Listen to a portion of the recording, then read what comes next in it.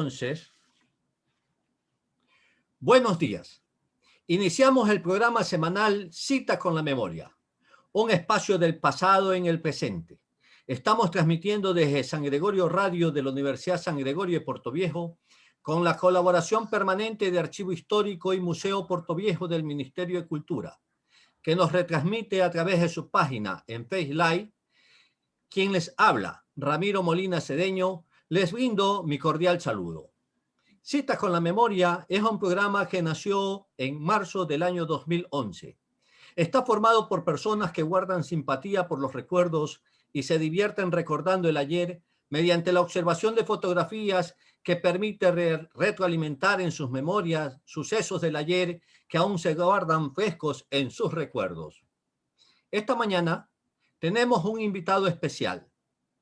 Se trata de Arcadio Acosta Reyes, profesor de educación primaria, jubilado, toda una vida dedicado a la educación de los niños y niñas, especialmente del sector rural, un sector que es propio, que le corresponde, que le pertenece, en un lugar cercano desde Pueblo Nuevo a Calderón, un sector donde nació, vivió y se ha desarrollado durante todo este tiempo de vida. José Arcadio es originario de Antón Calderón, parroquia del Cantón Portoviejo. Vive en esta parroquia y, según él mismo lo considera, aspira a morir en ella. Hablar de la educación en el Ecuador es bastante complejo. Es casi como hablar del desarrollo del país. Un desarrollo que aún ambicionamos. Un Ecuador más justo, más igualitario, más solidario, más honesto. Suma de preceptos que pueden ser considerados utopías, pero que serían realizables si todos ponemos de nuestra parte, si ponemos posiciones egoístas donde prime más el beneficio colectivo antes que el personal y particular y buscamos en conjunto su bienestar. La educación en nuestro país, recién en 1946, fue considerado como un derecho de los ecuatorianos, en el que los padres tienen la obligación de educar a sus hijos y los hijos el derecho a recibir la educación escolar.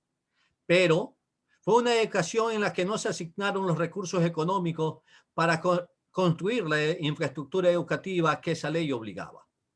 La escasez económica de recursos siempre mantuvo la educación en un estado de letargo, de espera de un gobernante con criterio y visión de país, que priorizara a la educación como la fuente del conocimiento y el desarrollo nacional.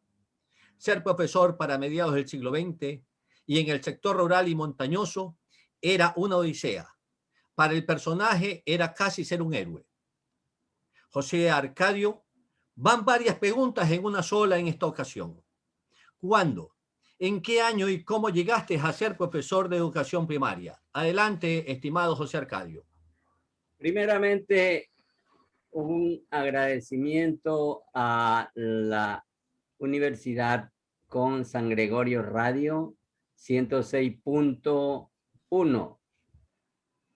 Luego paso a informar de la siguiente forma. Yo me inicié en el año 1960, un 1 de agosto de ese año, y lo hice trayendo como una condición muy especial, algo que para mí representa un fortalecimiento en la debilidad de mis padres, en razón de que ellos no eran sino unos iletrados. Esa situación me trajo como consecuencia el hecho de poner en consideración de mi personalidad la tarea de formarme como maestro de la zona rural en donde fui, soy y pertenezco a esa costumbre del montubio.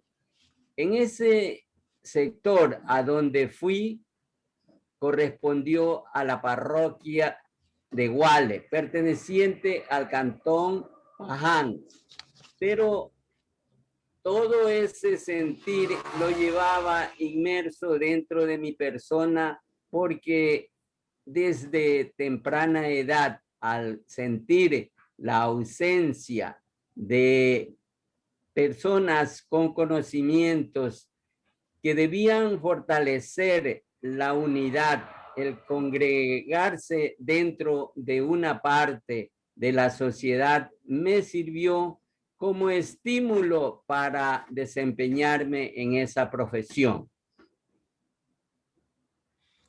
¿Qué era necesario, José Arcadio, para ser profesor? ¿Qué requisitos tenían que llenarse o cumplirse para llegar a ser profesor? Era necesario sencillamente tener el deseo de hacerlo, porque para esa época no correspondían títulos tan académicos como ahora. Solamente el deseo, la fortaleza, el empoderamiento de esa condición de maestro. Y había una frase muy grosera que decía, por lo menos que denme un carguito para ser, por lo menos, dice profesor. En esa circunstancia, yo, tras de ese entorno, me adornaba el deseo dentro de mi espíritu de cooperar para la educación, pero no se requería mayormente de un título tan académico. Tal es así que yo estaba en el colegio Olmedo. De allí salí y con la decisión de enrumbarme hacia la educación. Esa solamente era la razón de ser maestro y el deseo permanente, constante, ambicioso dentro de la parte emotiva de pertenecer a la docencia. No se necesitaba sino el deseo. No había entonces, como bien lo dice José Arcadio, la necesidad de tantos requisitos ni de tener ni ostentar una profesión como actualmente se lo requiere. Estamos hablando de la década de inicios de 1960, la década del 60, una década muy especial, una década donde empieza la transformación, la revolución industrial en el mundo entero y Ecuador no era un punto aparte de todo ello. Pero la educación para ese tiempo era bastante llevadera, era una educación bastante simple, bastante sencilla, una educación en la que para ser profesor se requería simplemente haber terminado la educación secundaria y poder acceder a un empleo de esta naturaleza. Pero los primeros cargos para ser profesor eran y estaban dirigidos hacia el sector rural. Un sector rural que era bastante duro, era bastante difícil por cuanto no habían caminos. Las vías de comunicación eran todavía eran carreteros empedrados. No había el modernismo actual y también la educación mismo no cumplía con todas las formalidades de la educación actual. En esos tiempos, ¿a qué lugar llegaste, José Arcadio? ¿Cuál fue tu primer puesto de trabajo?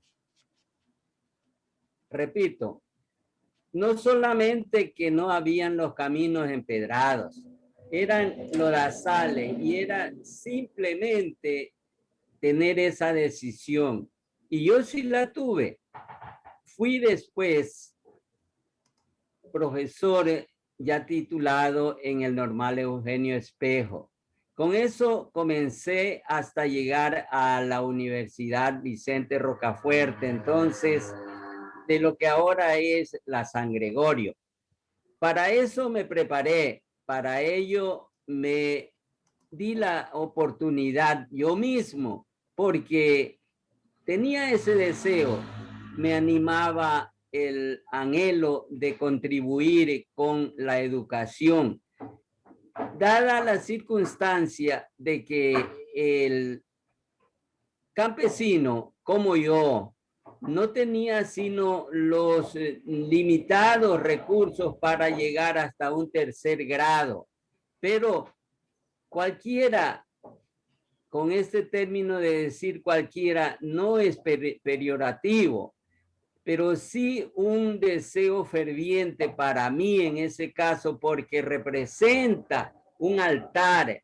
El pensamiento del maestro es un altar en el que explayamos, en el que no ocultamos, en el que no decimos esto es secreto, porque el secreto del maestro nunca se lo guarda, se lo expone para que de una u otra forma nuestros alumnos expresen, tengan y mantengan el conocimiento de nuestros saberes. Esa situación de que eran los caminos difíciles era tan realidad, tan cierta, que me llegó en una forma tan difícil llegar hasta la escuela Vicente, se me escapa, bueno, era una escuela fusionada y me sentía allí tan a gusto como el pato en el agua. Cogí, empaqueté mi poco instrumento, mi ropita, y una vez que me dieron el nombramiento, mi alma se explosionó, mi alma se llenó de más espíritu y de mayor fortaleza para cumplir esa misión.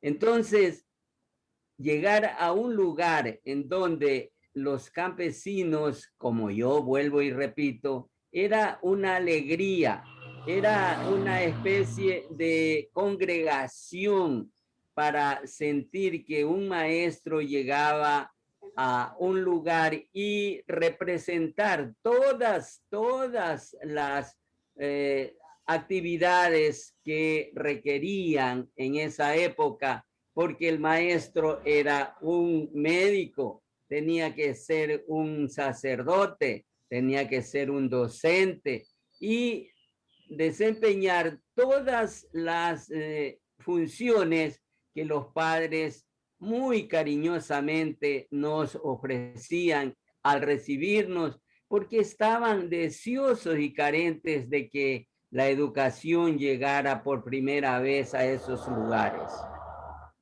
Qué dinámico, qué hermoso también ese espacio, ¿no? Porque no es el hecho de tomar un nombramiento para ir a dar clases en las condiciones que se daban anteriormente, sino también convertirse en una especie de guía y de líder de una comunidad. El respeto y el cariño hacia el profesor era inmenso por parte del sector rural, por parte de los sectores campesinos que siempre estuvieron marginados de estos procesos educativos, y cuando se les asignaba un profesor para una escuela, era prácticamente una bendición. Era como un invierno que se desataba en épocas de sequía en beneficio del agricultor. En verdad que es interesante por cuanto así nos muestra las realidades del campo en esos tiempos, cómo se debatía el campesino y cómo se debatía también el niño en época escolar. Eh, a veces no contaban ni siquiera con escuela, y los mismos moradores tenían que adecuar cualquier vivienda con el fin de que el profesor allí diera clase. El profesor, aparte de eso, recibía de la comunidad todo el cariño y todos los beneficios que podía otorgársele a un ser humano, a un extraño que era acogido como un hermano. Se le brindaba calor humano, se le brindaba amistad, respeto, consideración, y se lo integraba como una especie de líder, de guía, de asesor. Es decir, como tú mismo dices, cumplía todas las funciones que debían cumplir diferentes profesionales en el mismo sector. No solamente dar clases, sino también ser parte de la comunidad y dirigir a esa comunidad. José Arcadio, en esos tiempos prácticamente ingresar a sectores rurales como Guale en Paján o Las Mercedes en Santa Ana, ¿ya?, o allá mismo por el sector alto de Pichincha, eran verdaderas odiseas que se cumplían. Vemos una foto allí en la que los semovientes son la mejor forma de salir, el mejor transporte que se tenía en esos tiempos para poder alcanzar los lugares poblados. Si no eran los semovientes, eran las caminatas. Tenían que caminarse largas jornadas para poder alcanzar bien la escuela o bien el centro poblado a donde tenía que regresar nuevamente. La educación era de carácter unidocente. Esto es una escuela que cuenta solamente con un docente para darle clase a todos los niños y niñas de los diversos grados. ¿Qué tan complejo era para ustedes ser profesor en esas condiciones? ¿Cómo se debatía el profesor con alumnos de distintos grados, ¿ya?, para poder dar sus clases? A ver, efectivamente aquella descripción que ha narrado era la realidad. Era una casa particularmente acondicionada y en ella se desenvolvía toda la actividad de un maestro. A él llegaba, y me recuerdo que venían desde lugares tan distantes que incluso me hace memoria ya después de ese episodio de la mula ciega, en donde los niños llevaban su caballito, su burrito y tenían que esperar allí una jornada para volver a la casa.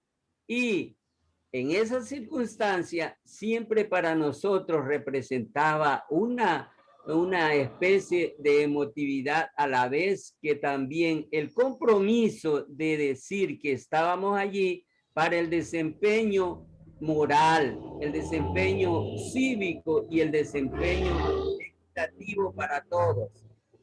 Tan difícil que para nosotros era una forma de experimentar. Incluso ahora me pregunto cómo yo lo hice, pero era de tal forma que tenía que poner en mente toda la capacidad creativa. Por ejemplo, me dice cómo se desempeñaba. Los niños les ponía un cartelón y le daba preferencia a los de primero, segundo grado. Y en ella, en ese cartelón, ponía todos los nombres, todos los números, todas las tarjetitas, y yo particularmente me evitaba el tomar el listado porque ya ellos llegaban con su tarjeta, con el color que le correspondía poner, como en este bolsillo, su nombre, aquí arriba el número, el color, y eso iba dibujando más o menos lo que es la figura geométrica, lo que representaban los colores, lo que daba lugar a las letras, y de tal forma que los padres cooperaban, colaboraban muy armoniosamente y nos integrábamos muy, pero muy calurosamente, a tal extremo que llegaban y decía, a ver, profesor, visite mi casa, está la orden en mi hogar, pero con la condición de que siempre el maestro debía acondicionarse a la realidad de ese hogar. Me acuerdo que en alguna oportunidad me mandaron un caballito para que fuera hasta allá y me brindaron unas tortillitas. Yo tenía que comérmelas frente a ellos, porque para esto lo más delicado era que la rechazáramos, era que no la consumiéramos, porque representaba en el cariño, en la forma, en la urbanidad que antes se daba educación escolar y cívica, la moral, la urbanidad, y todo eso iba encaminado a granjearse como maestro esa condición de que en los valores estaba la representación tras de nosotros para decir el cariño que me han dado los padres, lo llevo incluido allí. Tal es que yo tengo aquí grabado como un templo, como una forma exclusiva de mis primeros años hasta 50 y tantos, casi 52 años que dediqué de maestro en la labor de docente, desde en una escuela unidocente hasta una escuela completa que representaban 6 grados, en la que cada grado estaba ocupada por un maestro, pero que ese maestro, yo decía ahora, ¿cómo es que yo tuve una educación para ellos tan especial que de una oportunidad llegaron a mi escuela? Y digo mi escuela que no era mía, pero la consideraba como propiedad.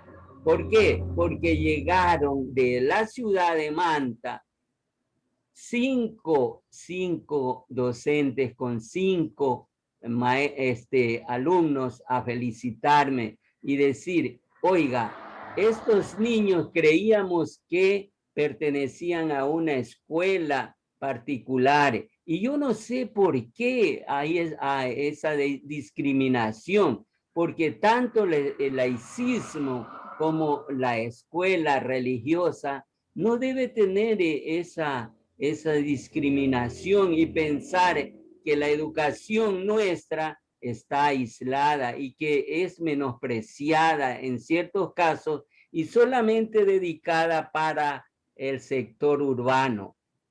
Me sentí en esa época tan maravillosamente orgulloso que aún recuerdo que cinco profesionales en los que son 2, 3 médicos, un ingeniero, una odontóloga, una profesora, una enfermera, me invitaron un día y me dijeron, a ver, profesor, este día nosotros le vamos a cocinar. Póngase usted aquí, siéntese como estoy ahora y usted no nos observe nada, sino que le vamos a dar como gratitud a lo que usted nos indicó, nos enseñó, nos proporcionó este día. Qué maravilloso. Oiga, maestro, recuerda que si usted estuviese aquí en mí, los ojos se le cerraran por esa maravillosa situación de ofrecimiento de unos profesionales. Y nosotros, yo particularmente me he quedado ahí, pero orgullosamente plantado y consciente de que soy maestro, que los defiendo y que todos los días en mi fe pongo un poco de que en el día del maestro Es los la, alabo. es la satisfacción que queda, es la satisfacción que llena de orgullo, que complace al profesor. El entregar sus conocimientos y también el granjearse el cariño de sus alumnos. Son dos de los elementos o de los recursos fundamentales con que podemos soñar todos los maestros. El formar profesionales o inducirlos a su formación profesional y el ser recordados con cariño, el ser respetado en el mañana. Eso es parte de la historia y esa es parte de la historia de vida de José Arcadio Reyes Acosta como profesor en el sector rural.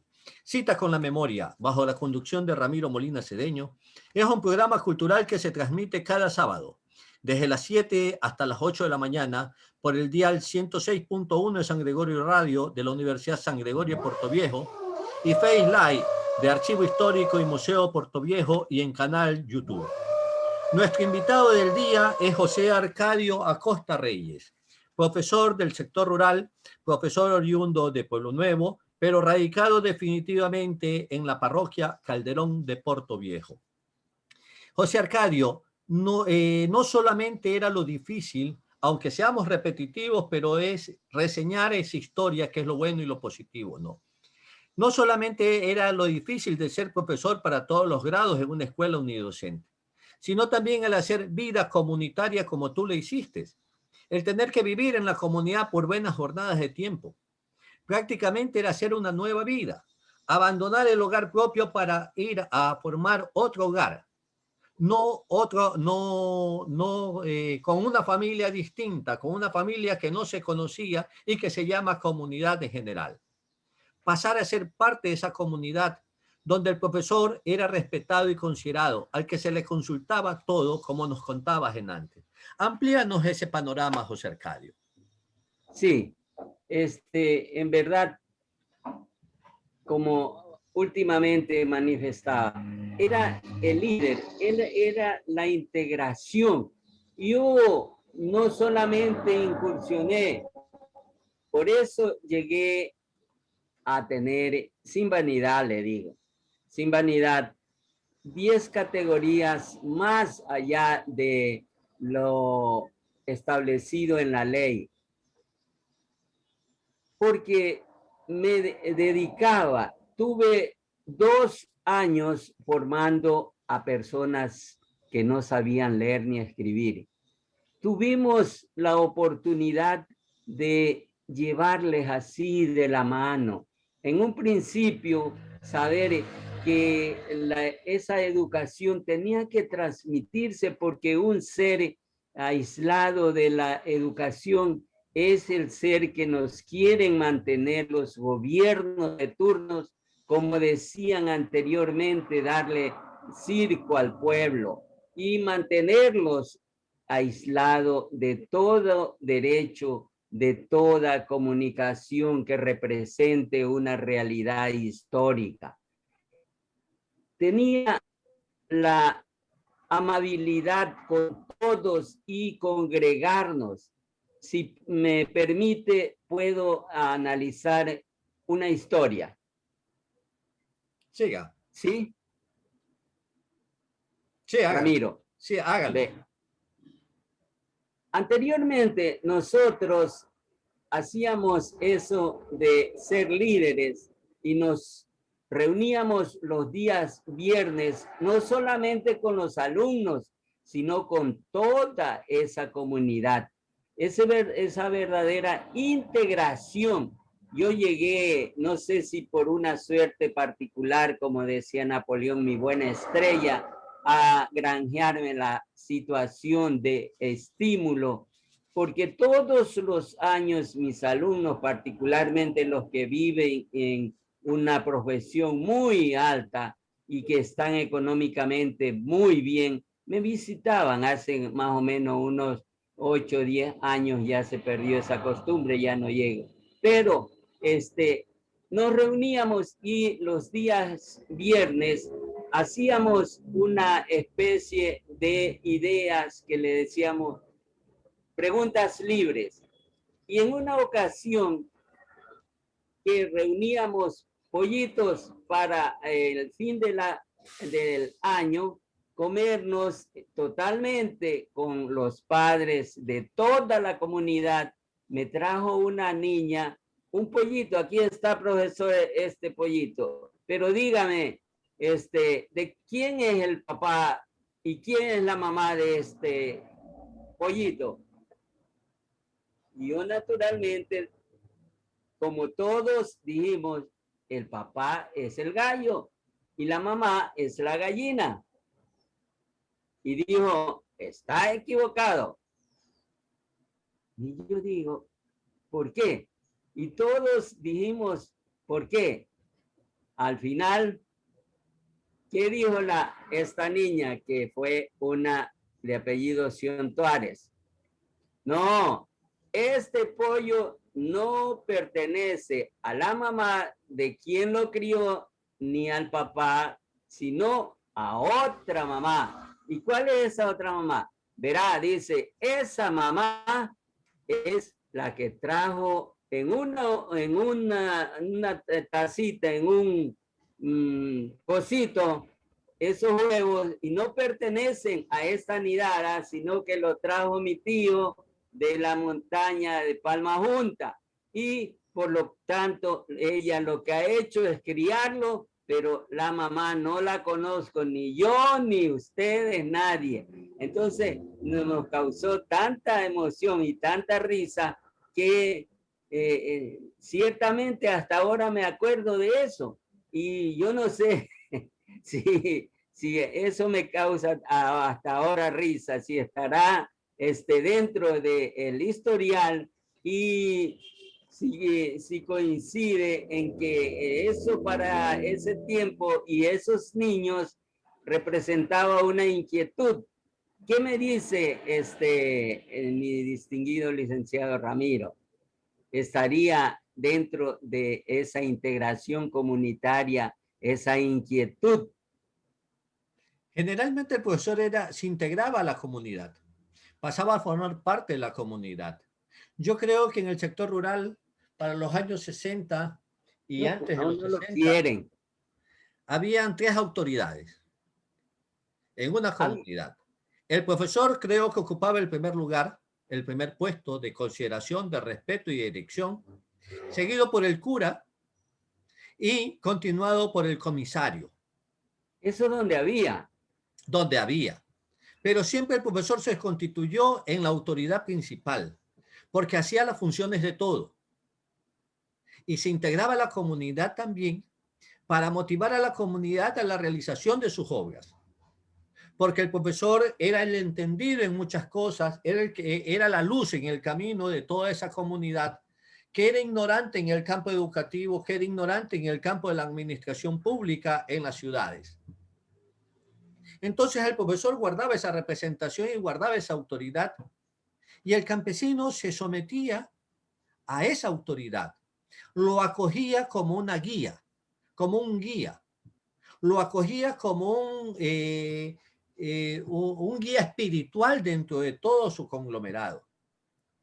Ese era el factor primordial, porque ustedes también tenían que conjuntamente con la comunidad ver sus necesidades para ir a la consecución de obras, ¿cierto? Me sorprendió algo también. Cuando fui por primera vez, yo con mi poco equipaje, llegar y encontrarme con 2 personas en donde se daba clase y en una tarima estaba 2 personas con grilletes en los pies y cadenas, con unos candados, y ya digo, ¿por qué esto? Yo no estaba acostumbrado a observar, sino que habían los calabozos, las cárceles, y esos señores estaban allí porque era una parte totalmente llena de algunas personas que se venían de otros lugares y se sustraían el ganado y el caballar. Pero me sorprendió esa razón. ¿Y qué hacen esas personas? Al verme desconocido, me llamaron y yo fui hasta ellos, pero no me atreví a preguntarles nada, ni por qué estaban, ni cuál era la razón, sino que interiormente llevo ese recuerdo. En el campo es fuera de todas esas dificultades, fuera de esas cosas que ahora les decimos son negativas y que para nosotros representa una razón de valores ahora, son lindos, son bellos, hermosos, cuajados de mucha solemnidad. Incluso cuando llegaba, profesor, puedo entrar, venga. A los niños les acostumbré que siempre entraran y dando la mano, y todos ellos se acostumbraron. Les dije que inicialmente había la mesa, cómo tomar la cuchara, el lugar donde se debía ubicar, porque la urbanidad, la cívica, todas esas normas que ahora no están dentro de los programas de estudios y que deben regresar por circunstancias de adelanto en la colectividad y en la propia educación de nuestros pueblos, debe volver, porque esa es una norma que se ha perdido un poco. ya no hay, a veces, en el respeto. Antes los padres les decían, le entregaban, iban y le decía, profesor, aquí está mi hijo, una vez que se lo matriculaba. Otra cosa, que se lo matriculaba cuando ya tenía 6 años. No se lo tomaba como ahora que hay primero, segundo, tercer nivel. Entonces, esa situación para nosotros es un recuerdo invalorable. Y lo que está señalando es una realidad, porque las casas eran acomodadas y en algunos lugares tenían cocinas que se le hacía para el profesor. Los que tenían llevaban a un maestro particular y le ponían 1, 2, 3 hasta tercer grado. Y con ese dinero era que sostenían a ese sitio o a esa comunidad. Conversar de educación y dar la historia, dar la memoria, dar todo lo que uno siente y lleva dentro de nuestra alma es maravilloso. Y pasaría 1, 2, 3 semanas y no terminaríamos en decir cuántas anécdotas nos sucedieron, como por ejemplo una vez que les decía, a una niña sale con esto, en los planetas. Oiga, profesor, después dice, primero, un planeta que se llama Saturno, Uranio, Neptuno, Plutón y Uranio, Mercurio. Y dice, el otro debe ser, ¿por qué no le han puesto Mertiolate?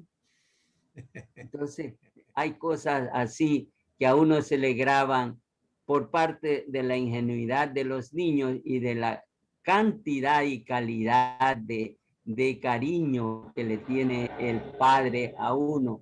Naturalmente, yo creo que esto es una forma muy general. Al maestro le ofrecían, venga a mi casa, tenga aquí, si no le llevaban un litrito de leche. Cuando ya terminaban, a veces lágrimas nos costaba abandonar el lugar hasta el próximo año en que regresáramos. Aquí vemos indudablemente, antes de ver la foto, indudablemente que la vida en el campo, la vida del sector campesino, ese aspecto inmenso del campesino, es grande, es inolvidable. Pero también hay una riqueza en el campo literario del campesino, en las comunidades campesinas, en las comunidades del sector rural. Son comunidades llenas de cuentos, de anécdotas, de historias, de tradiciones, de leyendas. Son ricos en ese campo de la oralidad manabita, que hace que la literatura manabita se distinga a nivel nacional e internacional. Las fiestas que se daban y se suceden, o se sucedían en su manera original en los pueblos, eran llenas de mucho, de mucha festividad, de mucho colorido. Congregaba a la población, sea en un momento de velorio, sea en el momento del cumpleaños del santo, ¿ya? Y no es lo mismo el santo que el cumpleaños, ¿no? Los santos se festejaban con grandes fiestas incluso, y así un sinnúmero de fiestas. Pero había un día en la semana que era especial para la comunidad, que congregaba, que reunía a la gente. Eran los días de hacer compra y venta, eran los días de feria. ¿Qué nos cuentas? ¿Qué reconoces? ¿Qué recuerdos te traen esos días de feria? Aquí vemos, no sé si sea una foto del mercado, no sé. Puede ser Río Chico, puede ser Calderón, ¿ya? Puede ser también Tosagua. No tengo idea de si tú la tienes, sería hermoso que identificaras este mercado. Pero especialmente, ¿qué nos cuentas de esos días de feria, de esos días donde la comunidad campesina se reúne para hacer sus compras y también para vender y resarcir, ¿ya? Los gastos que tiene que realizar en llevar alimentos y en llevar cosas que son necesarias para su hogar, para su familia? Adelante, José Arcadio. Eran numerosas y variadas. Esas, allí debe haber en esas fotos, realizábamos, mira, a tal extremo que nos reuníamos, ahí hay una revista que pocas escuelas y en pocos lugares lo hacen. Sin embargo, los padres se esmeraban, vamos, porque nosotros tenemos que tener una distinción, así, sin decir vanidad. Y vamos a cambiar. Cuando llegué a alguna escuela, algún establecimiento educativo que parecía un corral, porque a los lados estaba circulado por púa, alambres de púa. Pero las ferias eran diversas, llegaban solamente por los lugares altos.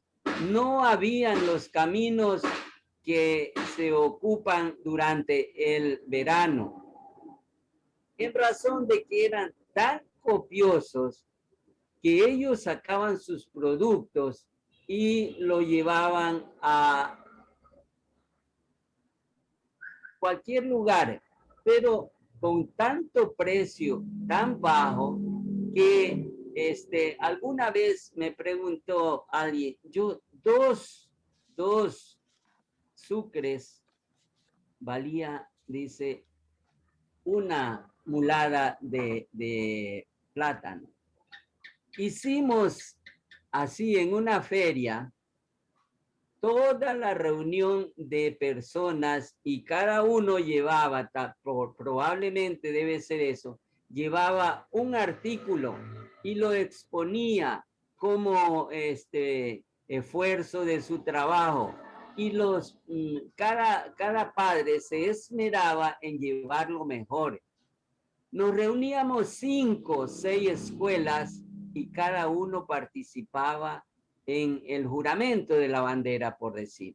Y en esa época habían ONG que nos ayudaban. Venían desde Quito. Desde Quito todos los años nos visitaba una ONG porque tuvimos la suerte, ¿no? Ya cuando estaba en una escuela llamada completa, ¿no?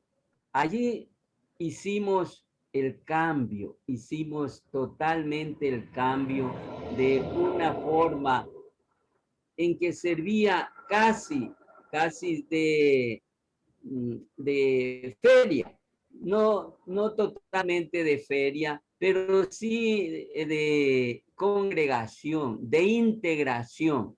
Y las ferias en Calderón han sido famosas. Al principio, las ferias de Río Chico eran muy llamativas. Esas ferias representaban a toda una comunidad, con la diferencia de que solamente en esa época el hombre era quien salía, quien se movilizaba. Ahora, la mujer no tenía más que estar en el hogar, ayudando, eso sí, a preparar hasta esa carga, hasta ese cargamento en donde debía llegar a la ciudad para abastecerlo. De allí que nosotros debemos adorar a los campesinos, porque los campesinos son los que nos nutren.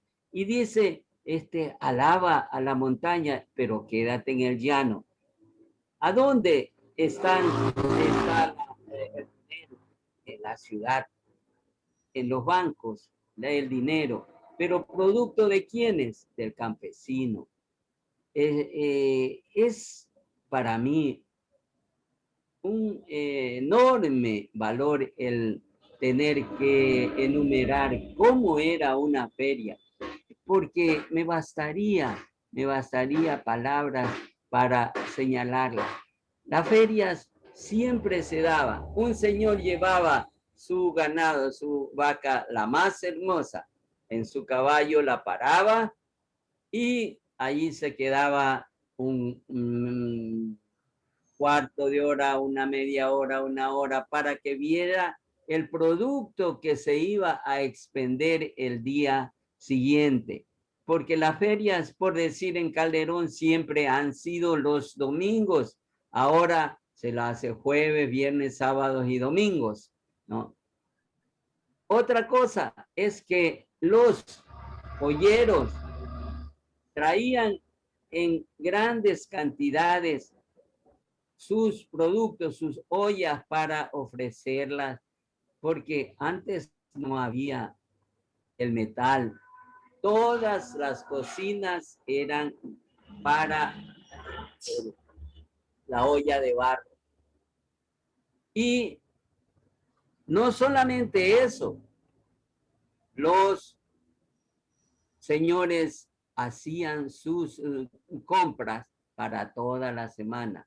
Sobre el mesón o sobre el horno estaba una especie de alimentación para todo el invierno, o sea, para todo el año. Y así, no sé, licenciado Ramiro, si soy claro o tiene algo que preguntarme para aclarar la situación, estoy a sus órdenes. Más me gustaría que entráramos a un campo mucho más bonito o tal vez tan semejante en lo vistoso, en lo hermoso, en lo tradicional, las fiestas.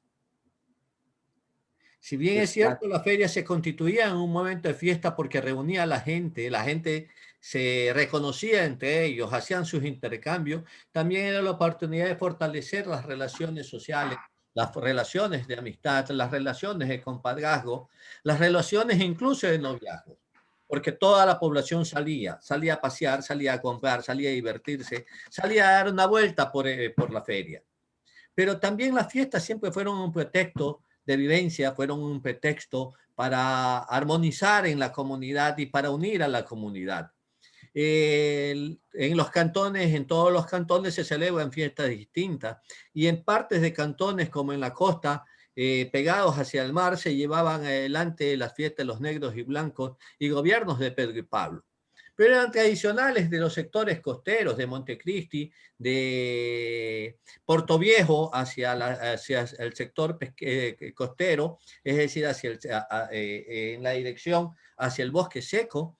Era normal en Jaramijó, en sectores como Charapotó y el mismo Rocafuerte. Pero para el sector del bosque húmedo, desde Calderón para otros sectores de ese bosque húmedo, eran otros tipos de fiestas, pero mucho más eran de fiestas de carácter religioso.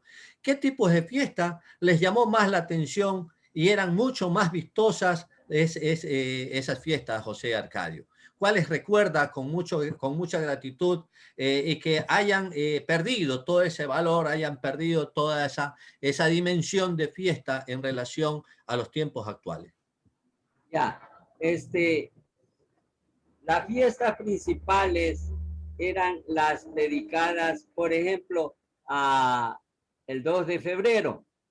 El dato principal era que también en agosto 25 y en octubre 4 se realizaba una fiesta muy, pero muy sui generis. Los niños se vestían con jergas como premio o como ofrenda de alguna de algo que le había realizado como premio el santo. Le dedicaban también una especie de regalos que se las iban a entregar al sacerdote, que en ese tiempo se le designaba también a un patrono en el que se quería, al igual que los blancos y negros, sobresalir, y traían las bandas para que en cada hogar se lo tuviese alimentando durante los 8 o 15 días. Recuerdo muy bien que en el lugar donde laboré últimamente, hicimos una especie de campamentos durante 8 días. Es decir, digo 8 días porque es la semana. Y nos reunimos con los padres porque me dijeron, vamos a hacer esto, profesor. Llevamos a San Jacinto, fuimos. Eran las fiestas de San Jacinto. Entonces, tenemos que pasar y vamos a dar primero, entrar a la iglesia de San Jacinto. Luego también el sacerdote de San Roque iba todos los años a la escuela y teníamos que ponerle un altar dentro del establecimiento para que él diera su misa. Ese día era tan llena la escuela que no cabía casi ni afuera del patio. Y nos fuimos a la playa de San Jacinto, entramos a la iglesia, oímos la misa y nos fuimos a hospedar durante 8 días en una casa de San Jacinto que pertenece.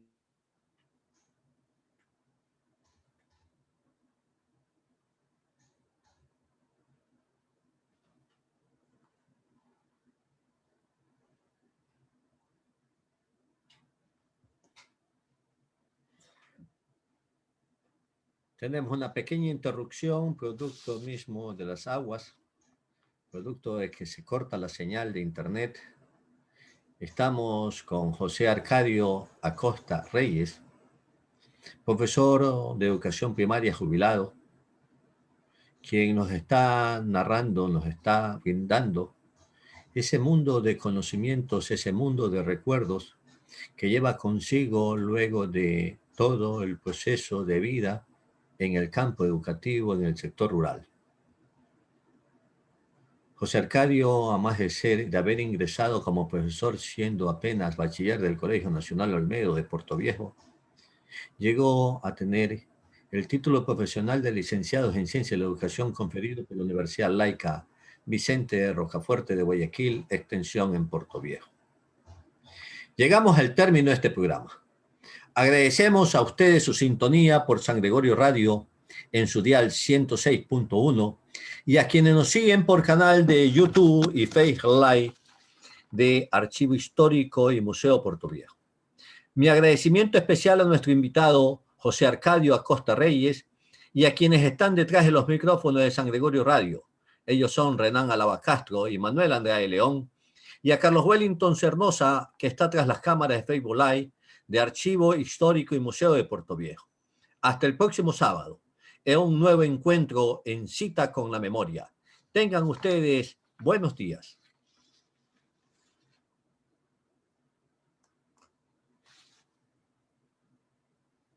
Listo, abogado. Terminada la grabación. ¿Qué pasó con el invitado?